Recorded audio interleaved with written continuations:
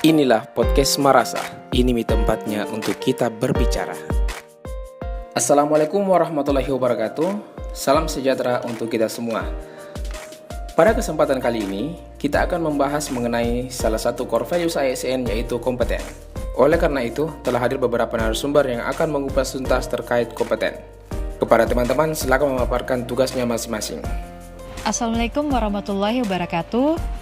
Saya Arfadi Syakur, CPNS Biro Hukum Sekretariat Daerah Provinsi Sulawesi Barat, peserta Latsar CPNS tahun 2022 lingkup pemerintah Provinsi Sulawesi Barat. Pada kesempatan kali ini, saya akan memaparkan definisi daripada nilai kompeten. Kompeten adalah salah satu dari nilai dasar berakhlak yang harus ditanamkan pada diri tiap ASN. Kompetensi sendiri berasal dari kata bahasa Inggris yaitu kompetensi, yang artinya kecakapan ataupun kemampuan. Banyak ahli mengatakan bahwa kompetensi adalah dasar dari perekrutan karyawan baru selain dari tes IQ. Mereka menyebut kompetensi adalah berupa pengetahuan, keterampilan, nilai, dan sikap.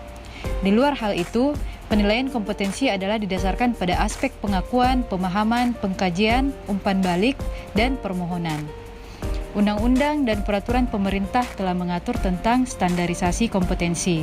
Menurut Undang-Undang Nomor 13 Tahun 2003 tentang Ketenagakerjaan Pasal 1 Ayat 10 dijelaskan bahwa kompetensi adalah kemampuan kerja tiap individu yang mencakup aspek pengetahuan, keterampilan, dan sikap kerja yang sesuai dengan standar yang ditetapkan. Kompetensi adalah kombinasi dari keterampilan, pengetahuan, dan perilaku yang dapat diamati dan diterapkan secara kritis untuk suksesnya sebuah organisasi dan prestasi kerja serta kontribusi pribadi terhadap organisasinya. Assalamualaikum warahmatullahi wabarakatuh. Perkenalkan, saya M. Sukran Esud dari Instansi Dinas Kehutanan Provinsi Sulawesi Barat. Menurut Peraturan Menteri Pan-RB Nomor 38 Tahun 2017, kompetensi terbagi menjadi 3, yakni kompetensi teknis, kompetensi manajerial, dan kompetensi sosial kultural.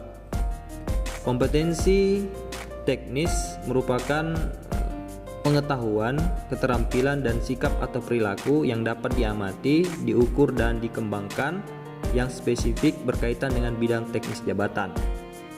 Sementara kompetensi manajerial adalah pengetahuan, keterampilan, dan sikap atau perilaku yang dapat diamati, diukur, dan dikembangkan untuk memimpin atau mengelola unit organisasi. Selanjutnya, kompetensi sosial kultural adalah pengetahuan, keterampilan, dan sikap atau perilaku yang dapat diamati, diukur, dan dikembangkan terkait dengan pengalaman berinteraksi dengan masyarakat majemuk dalam hal agama, suku, dan budaya, perilaku, wawasan kebangsaan, etika, nilai-nilai moral, emosi, dan prinsip yang harus dipenuhi setiap pemegang jabatan untuk memperoleh hasil kerja sesuai dengan peran, fungsi, dan jabatan. Demikian pendapat saya. Terima kasih. Assalamualaikum warahmatullahi wabarakatuh. Terima kasih atas kesempatan yang diberikan kepada saya. Menurut saya, contoh dari perilaku kompeten ini dapat kita lihat dari panduan perilaku atau kode etik untuk kompeten itu sendiri, yakni 1. Meningkatkan kompetensi diri untuk menjawab tantangan yang selalu berubah. Contohnya, dengan berkeingintahuan yang tinggi, mengikuti pelatihan dan seminar-seminar mengenai penemuan, teknologi, ataupun isu terbaru yang berkaitan dengan pekerjaan yang kita ampuh.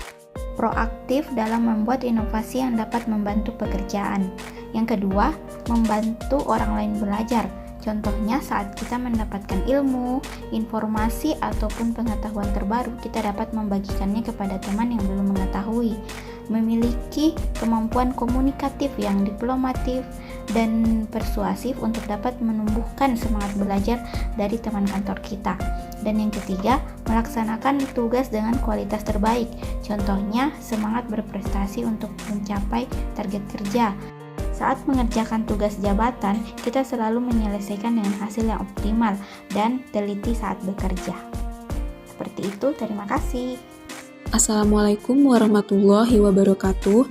Saya Ajeng Ayu Adisti dari Badan Pengembangan Sumber Daya Manusia Provinsi Sulawesi Barat. Mengenai pola pengembangan kompetensi ASN, berdasarkan Undang-Undang Nomor 5 Tahun 2014 tentang Aparatur Sipil Negara, dijelaskan bahwa setiap ASN memiliki hak dan kesempatan untuk mengembangkan kompetensi. Pengembangan kompetensi antara lain dilakukan melalui pendidikan dan pelatihan. Adapun pengembangan kompetensi dalam bentuk pendidikan bagi ASN dilaksanakan melalui pendidikan formal dengan pemberian tugas belajar. Tujuan pemberian tugas belajar adalah dalam rangka memenuhi kebutuhan standar kompetensi jabatan dan pengembangan karir. Sedangkan pengembangan kompetensi dalam bentuk pelatihan dilaksanakan melalui jalur pelatihan klasikal dan non-klasikal. Pengembangan kompetensi dalam bentuk pelatihan klasikal dilaksanakan melalui proses pembelajaran tatap muka di dalam kelas, paling kurang melalui pelatihan, seminar, kursus, dan penataran. Pelatihan klasikal juga dilaksanakan dengan ketentuan peserta diasramakan dan diberikan kegiatan penunjang berupa kegiatan peningkatan kesegaran jasmani. Pelatihan klasikal dilaksanakan pada pelatihan struktural kepemimpinan, pelatihan tingkat nasional, pelatihan manajerial, pelatihan teknis, pelatihan fungsional, pelatihan sosiokultural, seminar, konferensi, sarasehan, lokakarya, workshop, kursus, penataran, atau bimbingan teknis. Untuk pengembangan kompetensi dalam bentuk pelatihan non-klasikal dilaksanakan paling kurang melalui e-learning, bimbingan di tempat kerja, pelatihan di alam bebas, pelatihan jarak jauh atau magang termasuk coaching atau mentoring. Coaching adalah proses ketika Anda dibantu oleh seorang coach untuk mencapai sebuah tujuan yang Anda tentukan.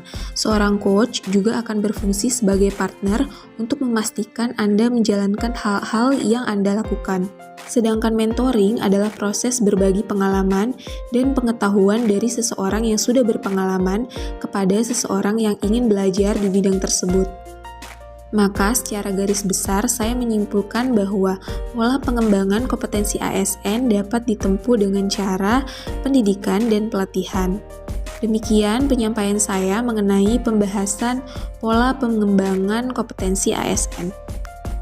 Sederhananya, beberapa kompetensi utama yang perlu dimiliki aparatur sipil negara. Pertama, kompetensi teknis. ASN mesti bisa memahami urusan teknis pemerintahan mulai dari hal-hal yang dasar hingga menyeluruh. Kedua, kompetensi manajerial, yaitu kemampuan ASN mengatur individu dalam organisasi. ASN harus terus meningkatkan kemampuan kepemimpinan, kualitas kepemimpinan. ASN harus terus meningkatkan kemampuan kepemimpinan dan kualitas kepemimpinan. Apa itu kualitas kepemimpinan? Paling tidak ada beberapa hal. Yang pertama adalah kemampuan membagi tugas. Tak sedikit ASN yang belum memiliki bekal memadai untuk membagi tugas dan menjalankan pekerjaan. Karena itu, ASN mesti memiliki kemauan dan kemampuan membagi kewenangan. Hal ini sejalan dengan tujuan politik desentralisasi yang dapat membagi kewenangan dengan baik. Kompetensi ketiga yaitu sosial kultural. ASN diharapkan peka dengan kondisi sosial masyarakat, sebab salah satu tugas pemerintah yaitu melayani rakyat. Dengan begitu, para ASN dapat melakoni tugas dan tanggung jawab yang diberikan secara baik dan optimal.